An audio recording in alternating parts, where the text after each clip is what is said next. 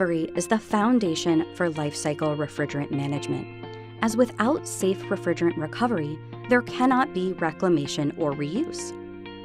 A-Gas Rapid Recovery is an on-site refrigerant recovery service that gives businesses an easy way to contain their used refrigerants. Not a whole lot of companies do what we do. We handle some of the grunt work that they don't want to do, and we can do it 10 times as fast as they can. The recovery portion, cylinder exchanges, and buying back used material that otherwise can't be used. We play a big role with our contractors, whether that be HVAC, mechanical, or demolition contractors. Our whole purpose is to get on site and not only help them save money in the project, but offer an environmental solution. We do not want any of these products getting vented to atmosphere, no matter how low the GWP is. Now it's not only the cylinder to recover the product, but it's making sure the technicians have equipment that are rated to work with flammable gases. That's really important for people. So by us being able to contain it in cylinders, reclaim it, we're saving the environment one recovery at a time.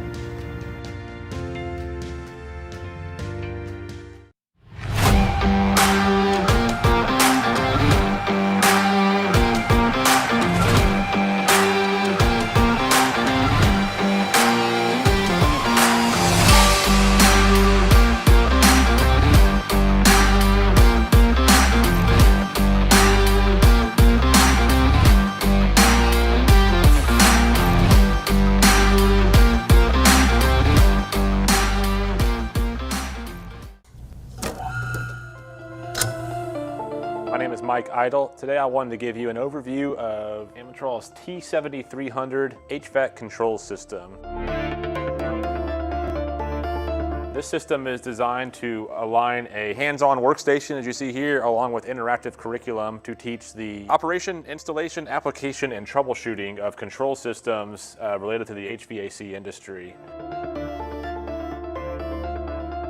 As components and features of HVAC systems get smarter in both the residential and commercial fields, it's important for current and future HVAC technicians to be trained up. What types of circuits are used, familiarity, learning, operation, maintenance, troubleshooting are all important areas to cover in that. Here at NAVAC, we are obsessed with delivering the best HVAC tools on the market. Our tools are built for professionals and engineered for precision, just like Harley-Davidson motorcycles. NAVAC Nation, it's time for you to feel the power both on and off the job site. Let's stand up in our pursuit of perfection. From coast to coast, NAVAC forges the path forward. Wherever you are, we will be right beside you.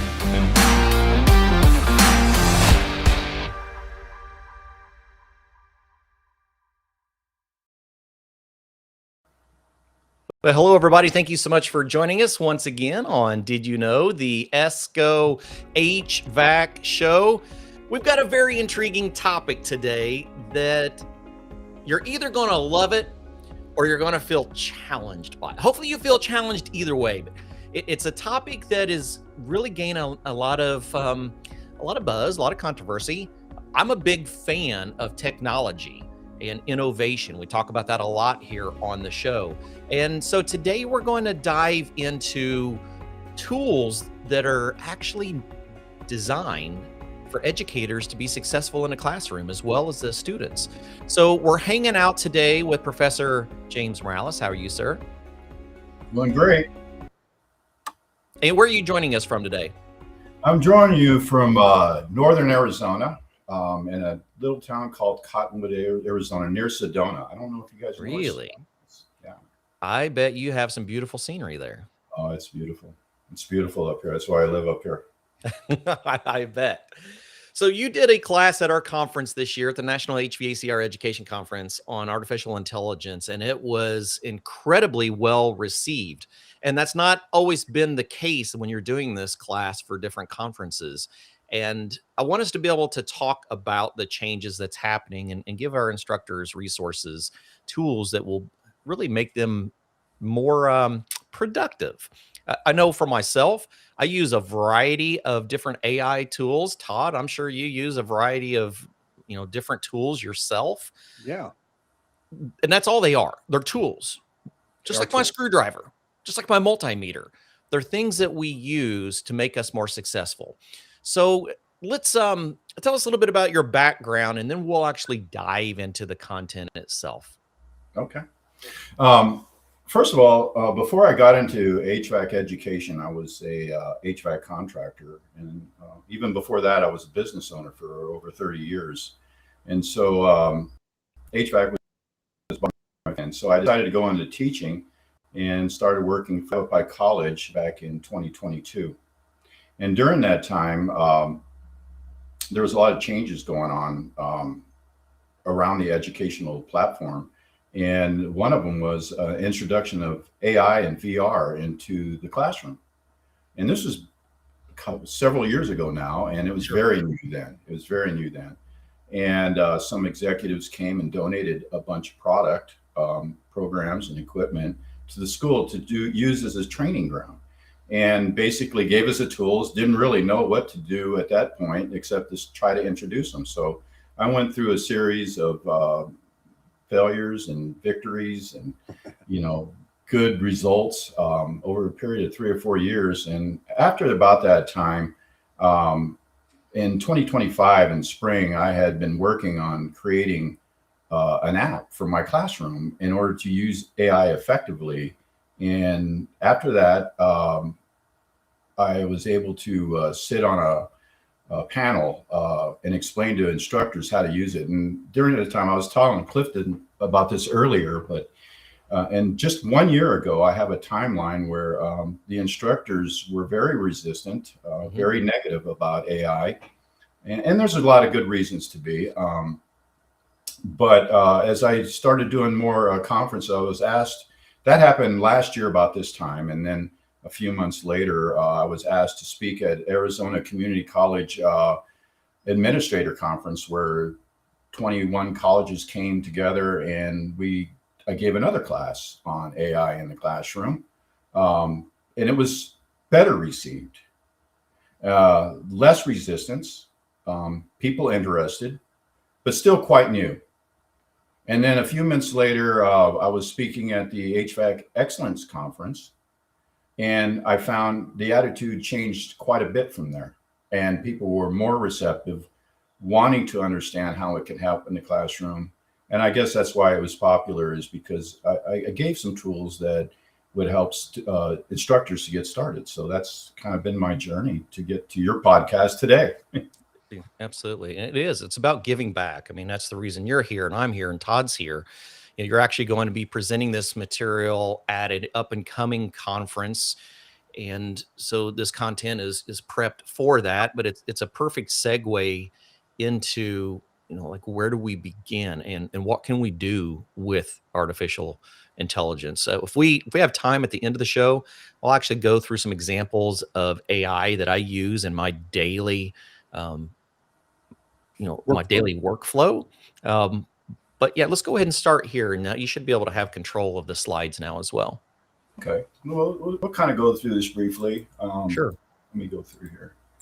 Of course, that's me and who I am, but I did that with you guys. So one of the things that I do in my sessions is I kind of do an overview, and it's where is AI in education now? Where is AI from an instructor view? And that's one thing that I really want to emphasize on the discussion that we have. This is about a human instructor taking the primary role in education, and that's what I'm about. That's why I want to give back to the community and why I've been asked to speak at several of these conferences. But I'll also show you how introducing AI into the classroom, some of the pitfalls, some of the good things about it. We can explore some of AI's instructional role inside the classroom and use in the lab, which is kind of interesting because when I went to HVAC Excellence, I asked who's using it in their lab. Well, no one's really using it in their lab. And I can show you how you can use it. But in any case, again, the most important thing is AI is an instructional assistant for educators. Okay. And that's what I really want to come off as. And I'm curious, anyone in the chat, if you're currently using AI tools in your lab, like in the actual physical lab itself, let us know. We'll be curious of, how you're using it. If not, let us know that as well, because this is going to be quite new and intriguing for you if you're not already introducing it. Okay. So let's continue on here. So the way I got started in this whole thing is that our school had an initiative in 2023 to introduce AI and VR into the classroom. And I started looking at AI in general in 2022. And that was pretty much in its infancy. And it had a lot of problems. It would hallucinate. It was glitchy. It would give a lot of wrong answers. It's just a big, to me, it looked like a glorified Google search tool or a Siri or something like that. It reminded me of that. So I wasn't too impressed. But then we had these executives come in from Silicon Valley, and they gave us a bunch of product and stuff to do in our classrooms to try out this new equipment. And it was really quite amazing. We had virtual reality given to us and AI. And they actually, one of the biggest things that they had to emphasize on us how this was going to redefine educational experiences. You can see kind of my classroom. I show a lot of my classrooms in my presentations, but down below here, I give this is middle school actually, and we have little mini classes that we invite as an outreach to the community and bring them in. You can see they have these VR glasses here. And then up on top is my college group. And what's really interesting, these guys, when you get into this immersive environment, you start to like move around and swing your arms and dance around in there. It's kind of cute when these middle school do it, but when these big burly guys do it, man, they start thumping each other a little bit. Yeah, they break stuff in my class. So anyways, it was really quite neat, though. It was nice to see. But what was really intriguing was the AI that offered kind of a personalized learning experience through an adaptive platform, which means it adapts to each person individually. And that was really intriguing to me. And I kind of focused more on that. But one thing that is for sure happening in the educational space is AI is becoming essential in education. It has a role in education. Mm-hmm.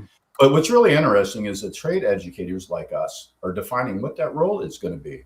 And one thing that's really important that I found out, especially by having some new instructors in our building. I'm actually the senior instructor now, but when we have new instructors, I actually invite them to use AI. And just recently, the electrical instructor actually was on board with AI, and he has advanced so quickly, it blows my mind. I have seen so many instructors start in this field, and he just went right to it.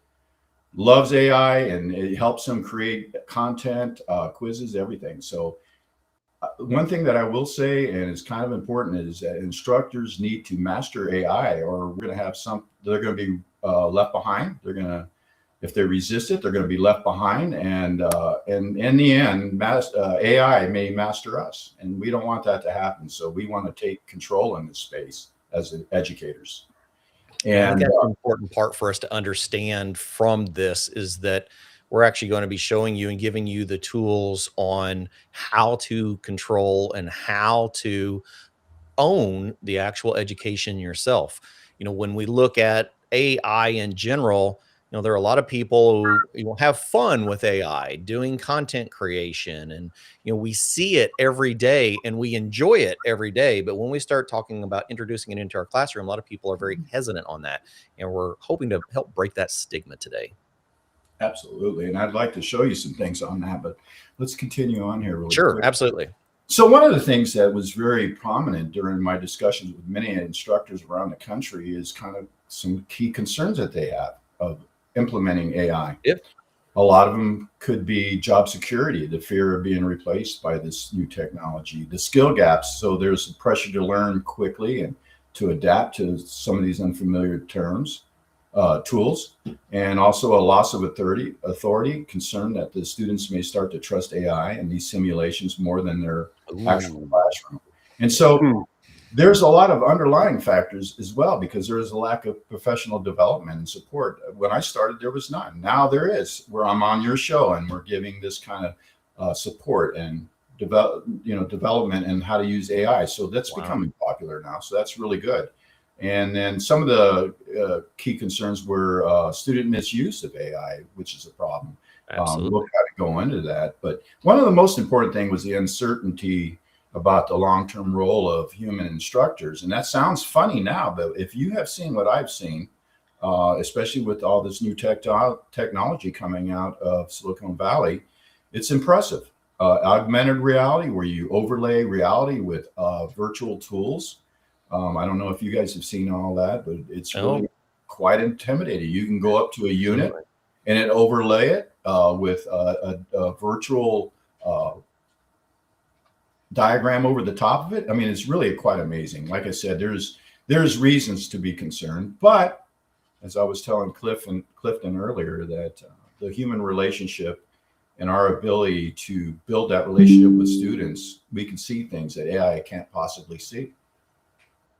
Yeah, it all comes back to, whatever is fed out of it comes from the things that we feed into it, and it's only going to be as good as it is directed, at least for now. Right. So where is AI now in education? My daughter is a high school teacher in the Tucson Unified School District in Tucson, Arizona, and she is on this platform. So it is becoming a mainstream. It is essential. And on this particular dashboard, she can create content, schedule courseware, create chatbots, do a lot of different things. And then the student, on the other hand, can use this same platform to create language tutor, math tutors, get a sandbox to explore digital tools and stuff like that. So it's being used now, and in public schools, it's just beginning, but it's coming strong. Of course, I had talked to Clifton about the AI embedded publisher courseware, where last year I think I went to the HVAC Excellence in 2025. I didn't see any of this stuff. No, not at all. When they were embedding AI into their platforms, but they're good. I'm glad they're doing it. But what I had seen when I was at the conference is that they're integrated into textbook platforms, and they're content restricted, where they're limited to the materials of the publisher, and their platform is locked in, where AI typically works within that publisher's learning system, and there's limited instructor customization in there, where, of course, like local curriculum. What I mean by that is real world applications in a certain part of the country. And but basic AI functions primarily as content support for that publisher's curriculum. We had a great comment and question come in, and I'm glad that you're joining us, because we're going to be going over a variety of different applications, and we're not in the operation and maintenance, except for we can actually talk about diagnostics. We're actually going to be doing a lot of diagnostics here in this mobile studio. I've got I'll brief you on it a little bit. I have a tool manufacturer that has been sending some prototype tools that are live AI applied diagnostic tools.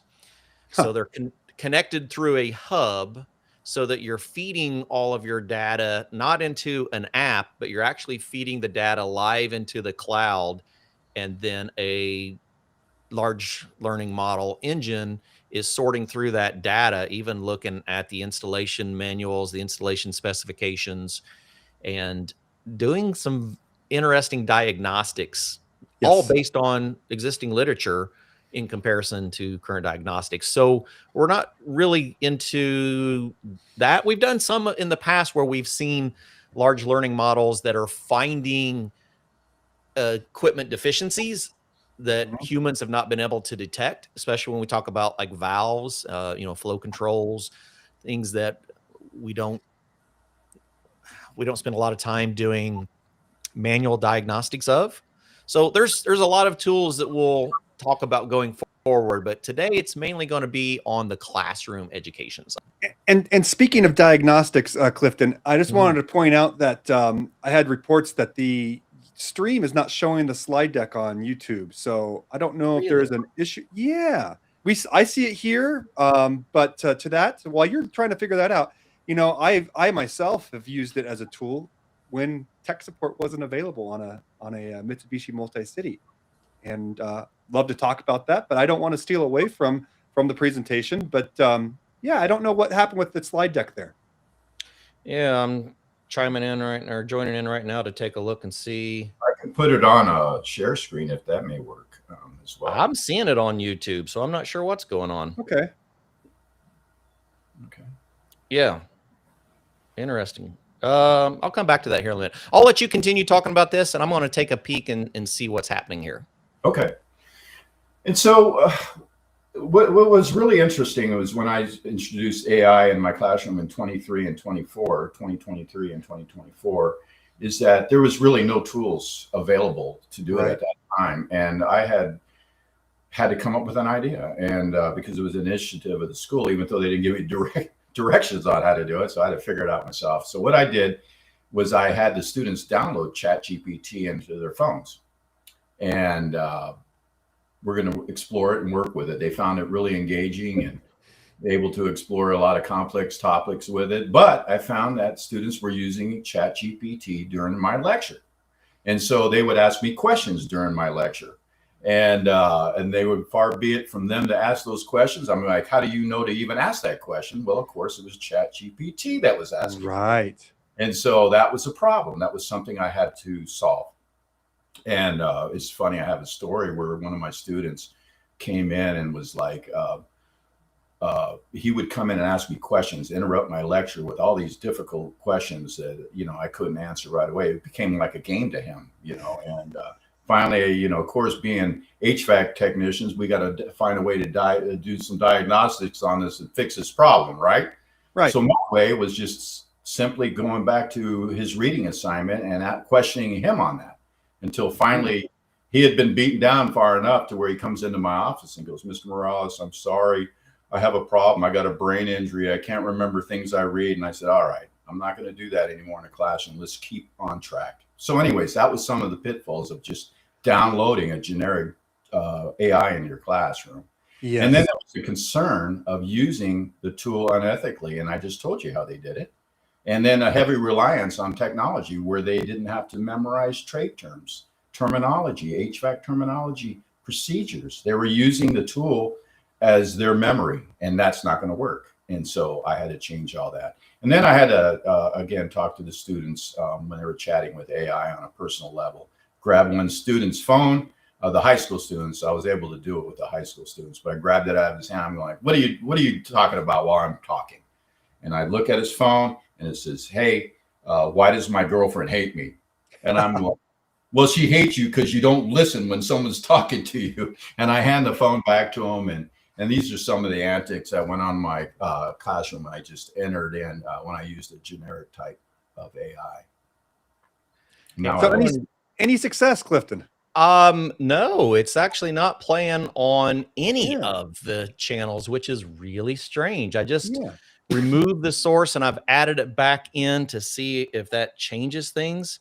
I don't think I've ever encountered that before. Yeah, I even sent you a private chat and I didn't know if you saw it, so that's why I jumped in the diagnostics queue there. So you want me to try a share screen on my own, the desktop model? I think we should. Yeah, for some reason, the Restream player is not behaving, allowing it. Yeah, it's so odd. I mean, I can see it on my screen. I can see us on the feed, but I'm not seeing the presentation. I apologize to everyone. Can you see my screen now? Yes, absolutely. Give it a minute and I'll see if it shows up on YouTube on the other side. Yeah, I'm going to go ahead and remove the other feed too. Well, I apologize to the audience for that. We're talking away and I'd look up and I don't see it. So figured I'd jump in there. I know Howard mentioned something too. So, but not sure why the problem is there. There we go. All right, now we're popping up on live. Okay. Sorry about that, everyone. We'll keep on pressing forward and I'll overlay these on the edited video. Yeah. Just like they were there the whole time.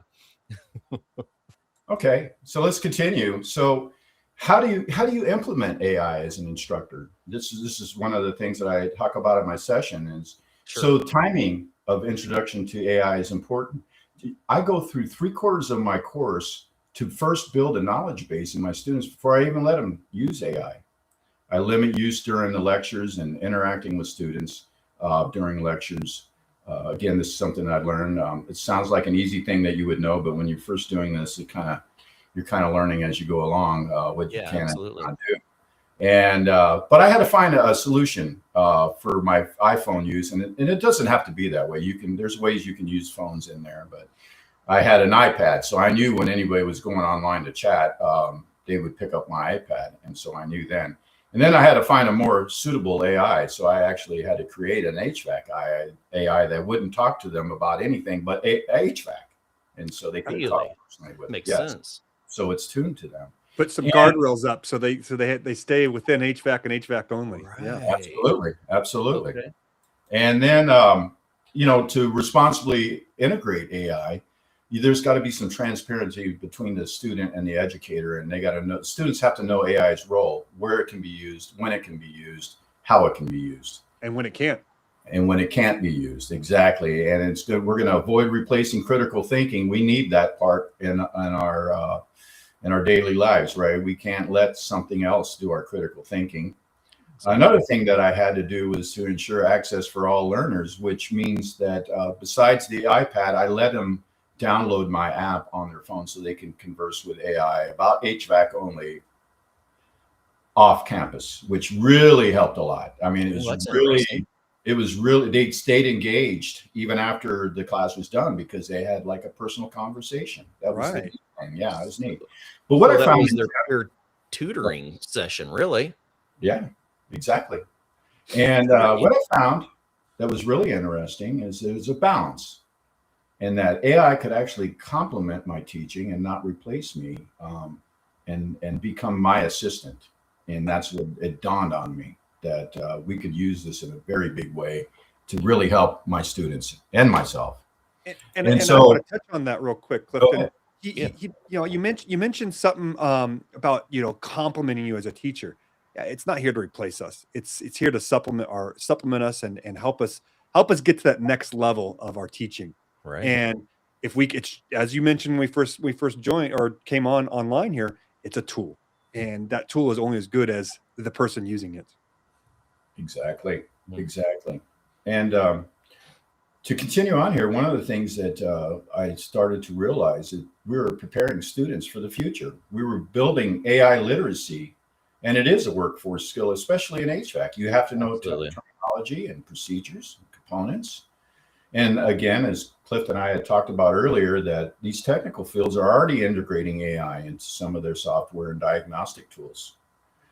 The students gain confidence in digital problem solving and adaptability into a lot of this evolving technology by having this in their hand and using other digital type of apps. They can now feel comfortable in that space and be prepared for the future, which is going to be using a lot more of these types of tools. We're already seeing new equipment that is being connected directly to the cloud. We're going to see more of that. I work on a panel, it's called Connected Commissioning, where I work with manufacturers and different industry organizations on what the next generation of commissioning looks like for HVAC equipment. And some of the manufacturers have already started the solution of doing direct cloud communication, so that on startup, the equipment is going through a self-commissioning process, and the technician is monitoring all the results and making adjustments based on what that connected commissioning platform is. We're not talking about years down the road. I mean, we're talking about next year. Right. And these are the skill sets that we have to learn about and we have to be prepared for. That's what we're here to do. We're here to help you be prepared for this. It's going to be part of your classroom. It is. And one of the things that we found using AI to help us in our labs is that it helped reinforce HVAC terminology. And I talked to Clifton about this earlier. Instead of, I don't get so much of this there, what is this thingy here, or what is this, whatchamacallit? I'm starting to get more component identification, procedures, HVAC terminology. It's really reinforced that by using that. Also, is the camera then identifying the components? It does, but yeah, it does. And I'll show you how that works here in a little bit. Okay. Sweet. As you can see, I have a young girl here on my screen. She's one of my students. She got a job as an HVAC technician, and she wanted to practice in my lab doing AC pre-inspections. So I downloaded her a form, and she would come back every few minutes and ask me, well, I don't understand this part. And I was dealing with several students at the time, and I would take time away from that. But to make it short, the student, I gave the iPad to the student, I uploaded the lab so that she could directly ask my app, which is called Professor HVAC. I said, you ask Professor HVAC the same questions you would ask me. And she did. And she was able to do the whole lab. I didn't see her for a whole hour. She comes back and she goes, I really understand it a lot more, and I don't need you anymore. I got Professor HVAC. And I'm like, oh, that's what I get for showing you that. But anyways, it was great because it helps build confidence in labs. It gives that on-demand explanation when I'm with another student. And so it's great. And that, yeah, we build out a thorough lab plan, and we're entering it in. We're actually reading through our own instructions, and so it can give feedback on our own instructions. right. Sure, completely makes sense. Yes. Yeah. It's really neat. And you'll see your class just move forward very quickly. And It's in a not way, like it's we're used. Go in a ahead, way, Don. it's like having that assistant there that you know, Exactly. your teacher's assistant, right? So you can answer, kind of triage some of the students' questions right there in your lab. Exactly. But it's answering with my Confidence. content. Yeah, and Right. confidence. Exactly. Right on. And so there's a lot of benefits that students are gaining from using AI in the classroom. They learn how to make efficient AI inquiries. Good content in, good content out. Right. It encourages the self-directed learning that they have with the AI after the class. They can chat directly and kind of do some self-directed learning. Builds confidence in those labs, and it prepares those students for AI workplaces. And it frees the instructor for high impact intervention. What do I mean by that is, so I teach a brazing soldering class. There's nothing more hair raising or dangerous than giving a bunch of 17-year-olds a flamethrower in your class. And I have to be there for those types of labs. And this frees me to do that in many, many ways. And so what I like to do now is just kind of give some practical strategies for some instructors that are out there right now. How do they get started? Yeah, That's absolutely. I'm going to get to that. And first of all, again, you want to build a knowledge base first in your students before you introduce it. You want to start small. You want to stay in control. You want to use AI as your teaching partner, not something you hand off to AI.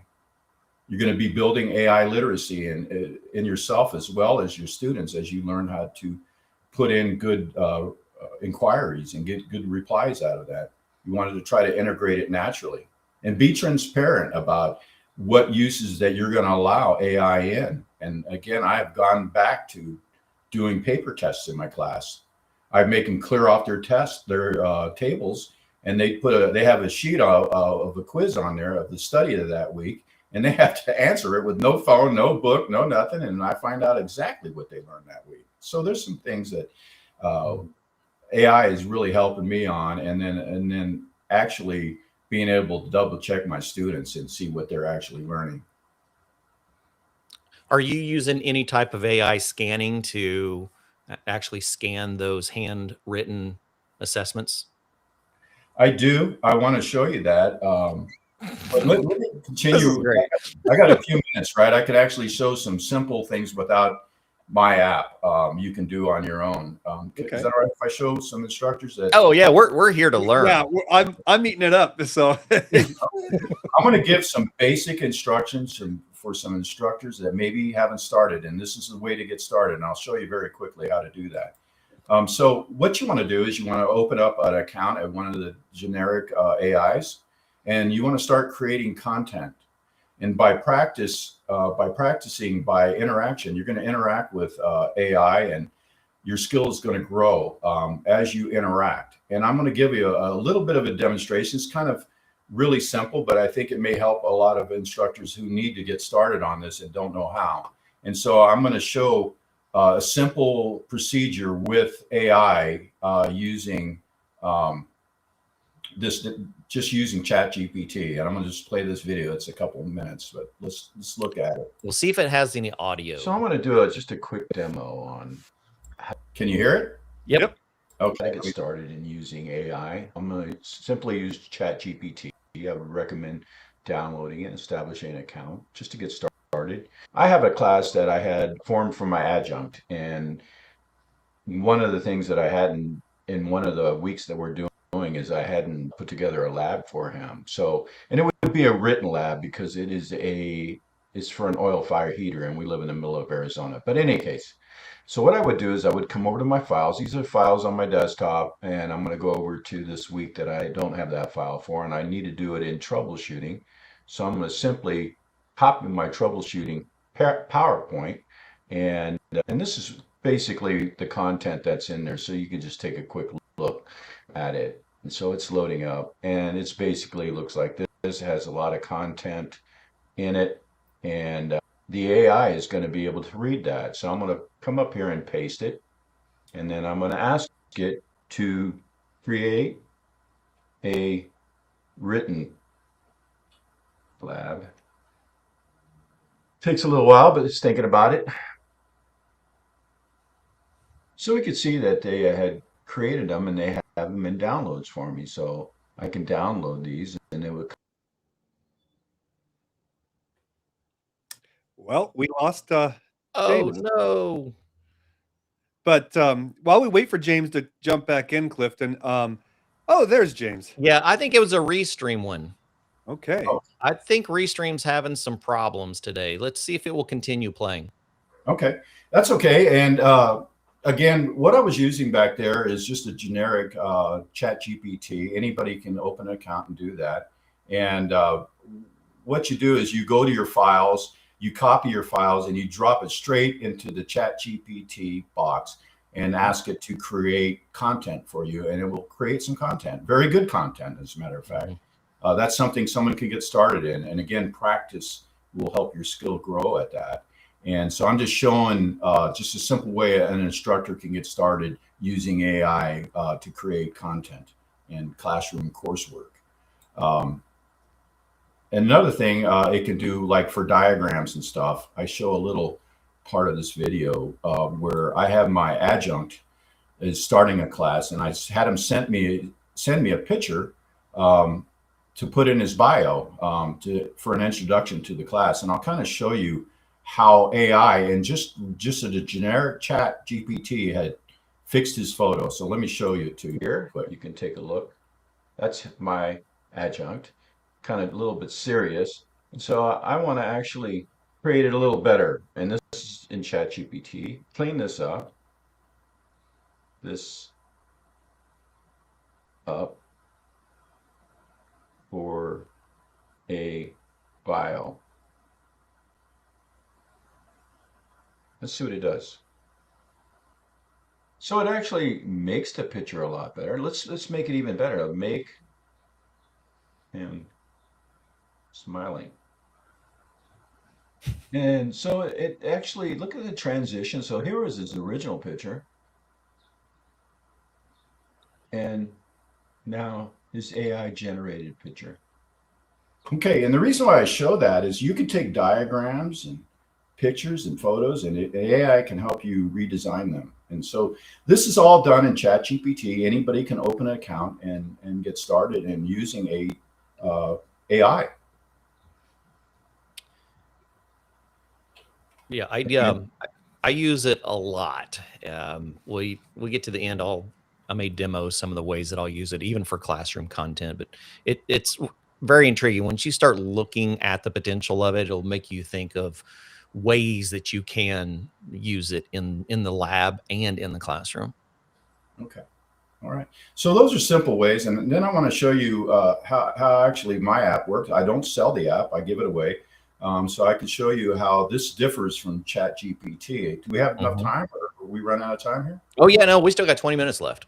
Okay. So Yeah, let me quite a just few show you. people out there. I want to show you how this works in my app. Again, I don't sell it, so don't think I want to try to sell this to everyone. But so what we have here is two dashboards. One is on the left-hand side. This is the student dashboard, And on the right-hand side, this is the instructor dashboard. And I just want to play a little bit of it so you can see how it functions.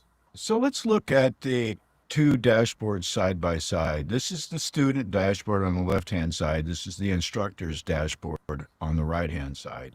And what I could do is I could copy a link here and send to my students, and they will open up an account and they will join. And when they join my classroom, I can see on my dashboard that I have 8 students here, 4 total lab content, 20 chats. I could look at the chats that my students are having with AI, so I can become part of that actually. So what I would do is I would, let's go over to lab content on my side. What I would do on my side, and there's the 4 labs there, and you can see them over on the student dashboard. So I would add lab content. And again, I use my own content. And so I would look into my files, and then I would actually come in here and grab one of my files and then upload it. And then it would show up in this area. And over here, it would pop up on screen and they would see it. And so I could view the details here. So here's the lab that I uploaded. It's got a lot of detail, a lot of photos. On their side, again, they could see this lab content as well. What's really great about it is like the student could actually come back and say, all right, I want to chat about this lab with the AI, with Professor HVAC AI. So they come here and there's the attached chat. It's logged in, and then you can ask a question. It says, what is the first part of this lab? The AI will actually, it'll come up here as a discussion. And on my end, I could see it on my end. So I could see what I call this table 6, and this is table 6. And what is the first part of this lab? And here it is, what's the first part of this lab? And so I could see what it's talking to the student about on their dashboard. The neat thing about it is I could actually interject something like instructor here, and then show the student what the evaporator is for, and send it.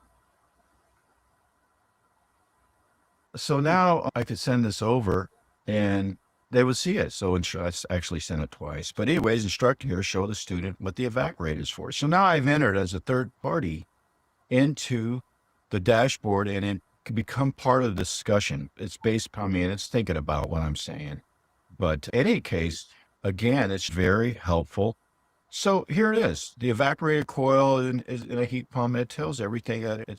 So anyways, I just wanted to show that very quickly, how this third-party interaction works, and I can actually improve my teaching, my instruction, by seeing the same questions being asked over and over. I can also interject with the student and direct the AI to do what I want the AI to do. So again, my whole basis on my sessions are about the instructors staying the centerpiece of education. And yeah, so you're directing all of the conversation. You'd mentioned like you could have 3 different labs going on at once, and you're monitoring all the students in all 3 labs. You see the questions that they're asking. They're only working off from your curriculum. It's not like they're out playing on the tablet, surfing the web. Like they are in class using technology, using artificial intelligence as part of the classroom. Right. This is part of the classroom work. And I want to show you in this next one where my AI can actually now enter into my lab and see what's going on in there and help the students and direct them in labs. Let me show you that really quick. And so let's take a look. So what I want to do here is give you a little demonstration on how it can be used in labs. This is a training board that our students actually build for other students to train on. It's electrical trainer.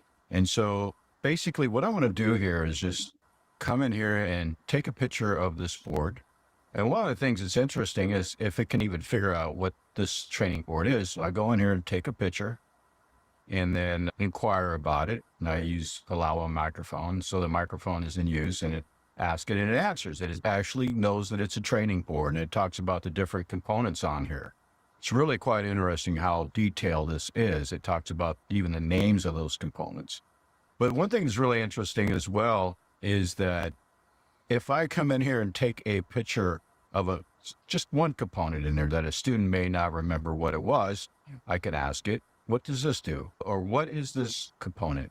And then ask it and thinks about it for a little bit. And then it'd go right in there and give us an answer right there that this is a contactor, and give it how to wire it, everything, how to test it.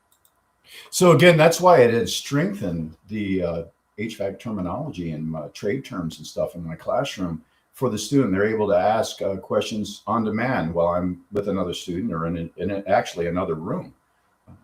It makes an extension of myself, and for the most part. And so it's really pretty cool. It actually does a lot more than that. I'll kind of speed it up here, but I have these trainers here, and it can take a picture of that and ask them if it knows what it is. So it's thinking about it, looking at that picture, and it's got to come up with an answer here. And there it is. It tells that it's a trainer. It actually knows the trainer and it can tell me about it. So I'm going to. Another thing is it can look inside component areas and be able to, again, help the student. Test some components inside. So let's continue. But anyways, I don't want to go too far into that. But again, this is why it's so handy in my classroom. Yeah. It can do labs. It can interact with the student like a personal tutor. And so my class has advanced quite a bit because of that. You know, especially if I'm working with a pre-assembled trainer from one of our manufacturers like Amatrol that already has all of the written curriculum, has all of the lab experiences. If it can recognize that and all of the content that I have, I mean, we have an entire workflow that is being managed by an AI adjunct instructor. And staying in the guardrails with that curriculum that's made for that specific, for that particular unit. Yeah. Okay. That's got my attention. All right. Very excited. But what's really neat is like you can take the camera, copy a page out of the publisher's courseware, and drop it into ChatGPT, and it can converse with you on that. It's pretty neat. Well, for those that are joining us, how can we learn more about the app and how to actually use it?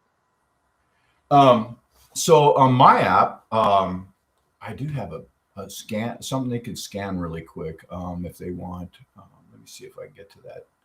Because I imagine I have people that are going to go, okay, maybe it's time that I do incorporate. I want to learn. I want to take some baby steps.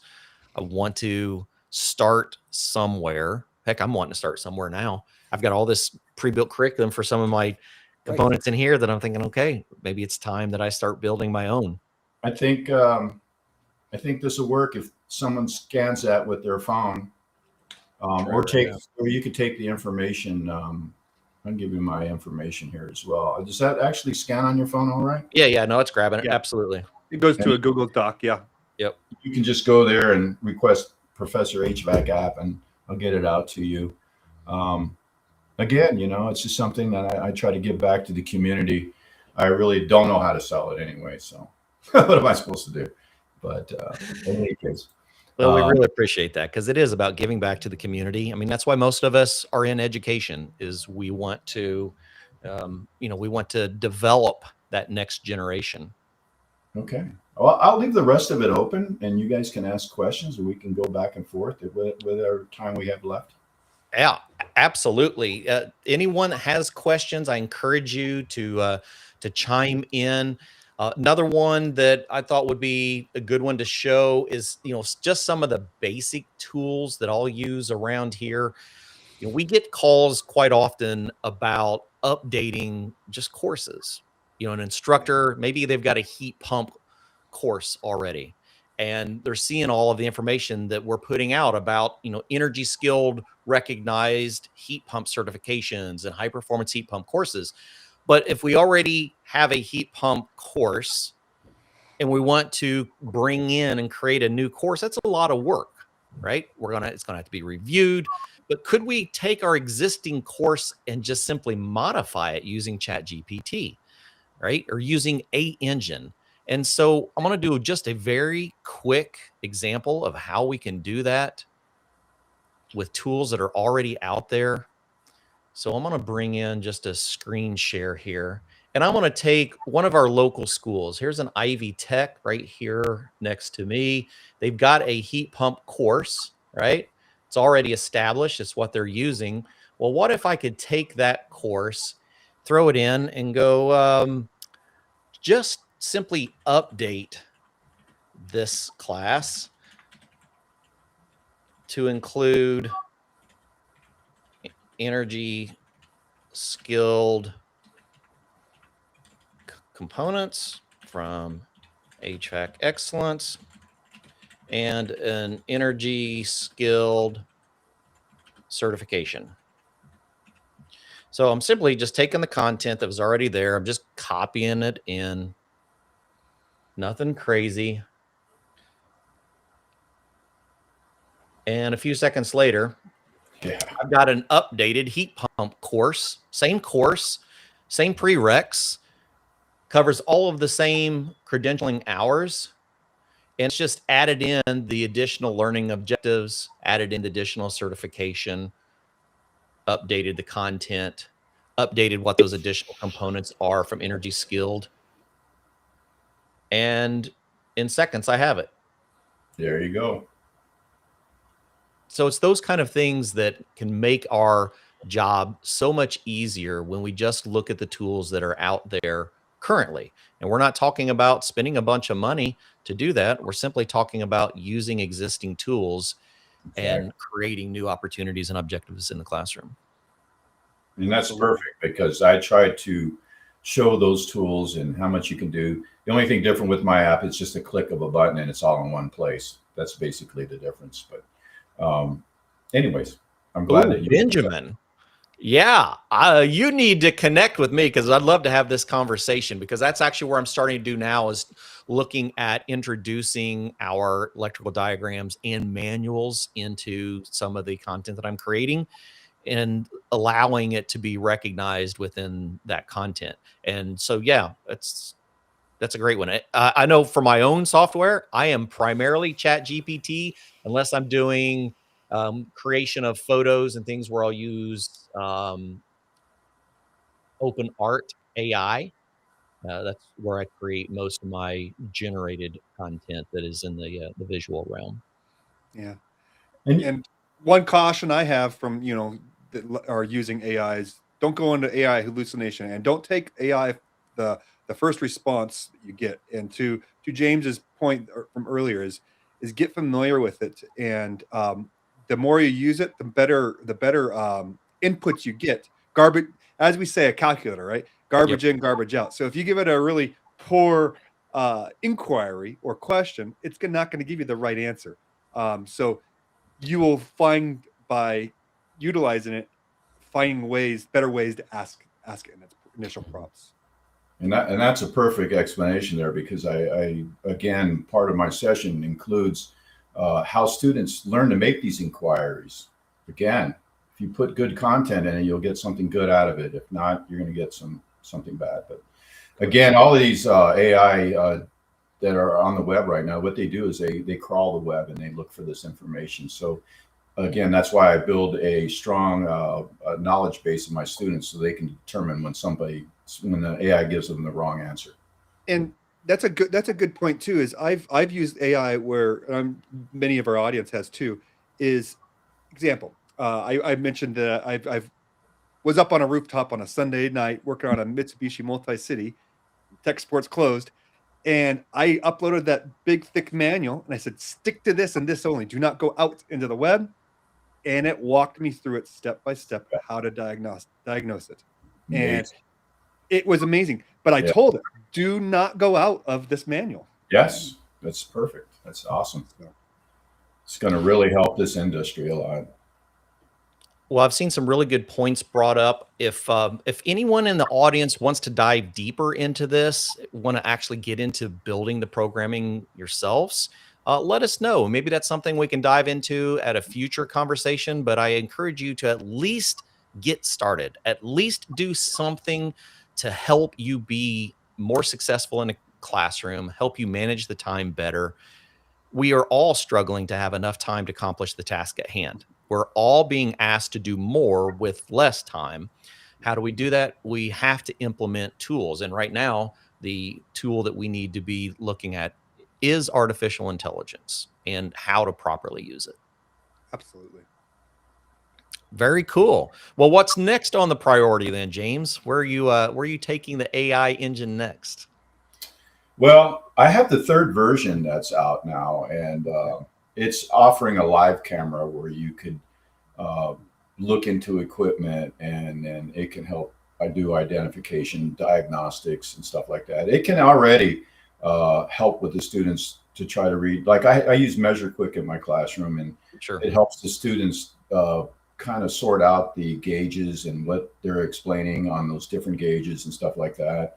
And again, you know, it's just like an ongoing project that I've done. It's funny. I actually moved here from southern Arizona, where I was close to Mexico and the ocean, and I was a deep sea fisherman, and I loved to fish, and so I spent a lot of money on that, by the way. But I don't have any hobbies up here, so that AI thing has been like keeping me involved and interested. And Sure. I love technology. That's one reason why I love the HVAC field so much, is because of all the new technology is coming out, and it's fun. In a lot of ways, it's fun. And I try to put that into my students. I build that into them, how satisfying an HVAC career is. And it pays well. It keeps you interested, and there's a sense of accomplishment. And there's nothing more thankful than rolling up to a house in Arizona that lost their air conditioning and it's 110 out. When you pull up in that driveway, it's like you're the hero, and you're treated as such. And when you fix it, you just get the praise and tips, and it's a very satisfying career. That it is. Absolutely. So those of you as educators that are struggling to get the technology out of the students' hands in your classroom, you just replace it with a technology that fits your agenda. All right. Well, it's been an interesting show. A lot of hiccups along the way, but we always manage. We always figure out our technology and get through the scenario. I'm grateful that everybody joined us today, and I look forward to catching you all again next week. And James, thank you so much for sharing. And I encourage all of you to reach out and learn more about the app and how his app can help your classroom. And just stick your toes into the artificial intelligence water. Yeah, I'll be happy to collaborate with any other instructors and help them along the way.